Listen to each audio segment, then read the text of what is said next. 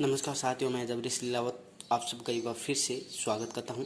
देखिए, आज हमारा 15 प्रश्न है कि 2112 को भाग देना है आपके 97 के अंदर सूत्र परावर्ती विधि द्वारा। देखिए, इसको कैसे सॉल्व करते हैं, वीडियो को ध्यानपूर्वक देखिएगा और पूरा देखिएगा, ठीक है। तो देखिए, सबसे पहले हमने एक सूत्र निकलन विधि से भाग किया था। उसके अंदर क्या है कि आधार और उपाधार और विचलन के आधार पर हमने किया था। तो इसके अंदर भी हम वही करेंगे। सबसे पहले क्या करना है, हमारे पास संख्या कौन सी है, 2112 भाग 97, ठीक है। तो सबसे पहले हम 3 खंड बनाते हैं, जिस तरह हमने निकलन विधि से किया था सेम वही है, बस थोड़ा सा चेंजेस है, वो देखिए कौन सा है, ठीक है।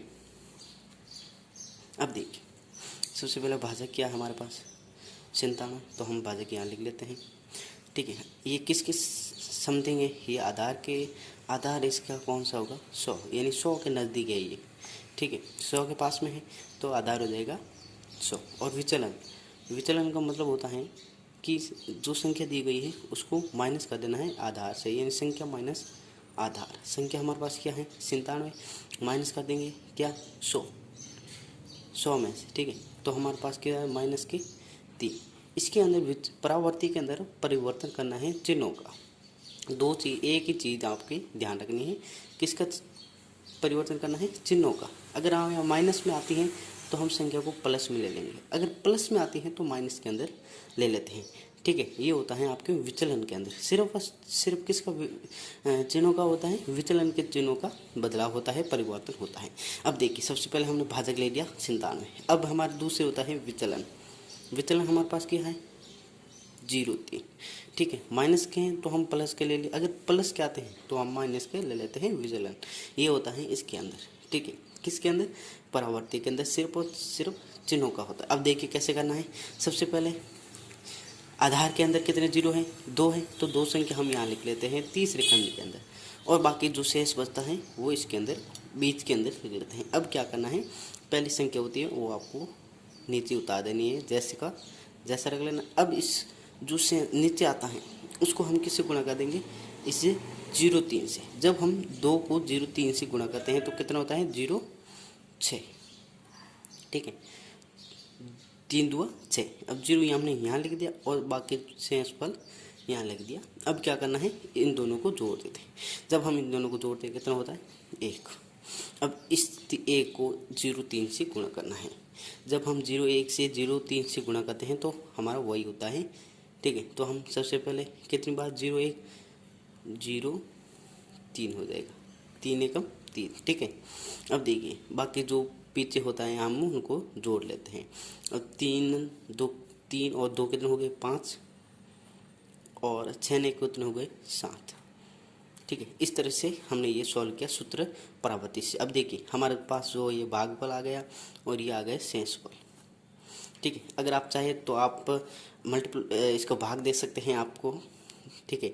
आप मोबाइल के अंदर कर सकते हैं और बाद में मेरे को कमेंट करके बताइएगा कि आंसर सही है या गलत है, कैसे भाग करना है। जैसे 97 का भाग देना है 2112 के अंदर, आप अपने मोबाइल से या अपने हाथ से करके हमें कमेंट में बताएं कि उत्तर सही है या गलत। अगला देखिए 16वां है हमारा 13,385 के अंदर भाग देना है 131 का, ठीक है। सबसे पहले आप अपने मोबाइल से देख लीजिएगा कि उत्तर सही है या गलत है।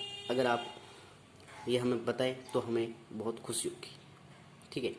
अब देखिए सबसे पहले हम क्या करते हैं, इसको आधार मानते हैं। ये किसकी समथिंग है, लगभग 100 से ऊपर है, तो आज का आधार हम मान लेंगे 100, ठीक है। दूसरा होता है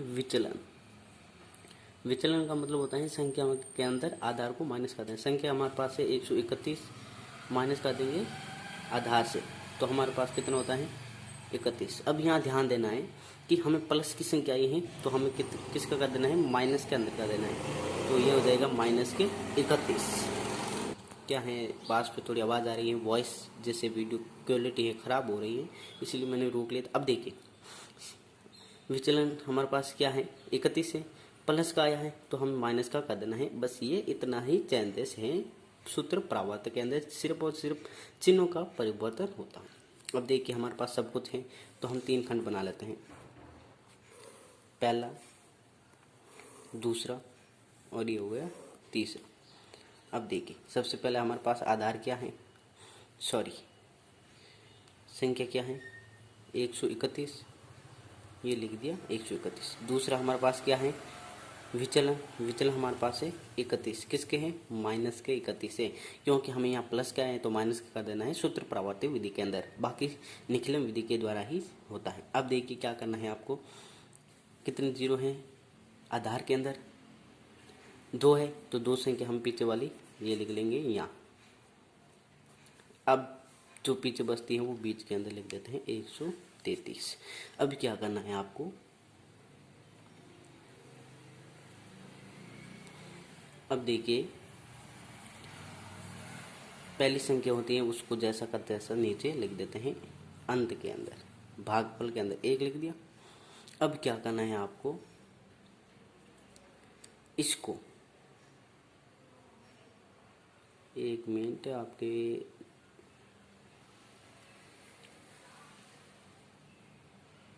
अब देखिए क्या करना है, थोड़ा हाँ ध्यान होगा। अब देखिए पहली संख्या को हमने ऐसे उतार दिया। अब हम इस a को -31 से गुणा करेंगे। जब हम -31 से गुणा कर देंगे तो हमारा क्या होता है -31, एक 3 यहाँ लिख दिया और -1 यहाँ लिख दिया, ठीक है। अब हम इन दोनों को, अब देखिए 3 में से 3 गए तो कितने हो गए 0, 3 में से -1 घटाए तो कितने हो गए 2, ठीक है। इस तरह से भी कर सकते हो आप, माइनस करना है आपको। अब क्या करना है आपको, इस 31 को सॉरी इस 2 को गुणा करना है इस 31। अब देखिए जीरो का कोई मतलब नहीं है, जीरो ही जीरो होगा है, ठीक है। जीरो से हम किसी भी संख्या से जीरो से गुणा करते हैं तो उसका हमेशा जीरो ही आता है, ये ध्यान रख लेना, सूत्र परावर्ती या किसी भी, ठीक है। अब देखिए 102 गए, इस 2 को 31 -31 से करते हैं तो माइनस कितने होते हैं 62, 31 से कम 31 2 62। अब हम क्या करेंगे, आगे वाली संख्या के अंदर 61 लिख लेंगे, -6 और -2, ठीक है। अब हम इनको घटा देते हैं, 5 में से -2 घटाया तो कितने हो गए 3, और 8 में से -6 घटाया तो कितने हो गए 2, ठीक है। तो हमारे पास जो शेषफल आया है वो आया है आपके 23 और भागफल आया है आपके 102। इस तरह से हमने ये भी सॉल्व किया। अगर आपको डाउट है तो आप अपने मोबाइल से या कॉपी के अंदर लिख लीजिएगा, ठीक है, गुण भाग करके देख लीजिएगा। अगर सही आता है तो हमें कमेंट करके जरूर बताइएगा।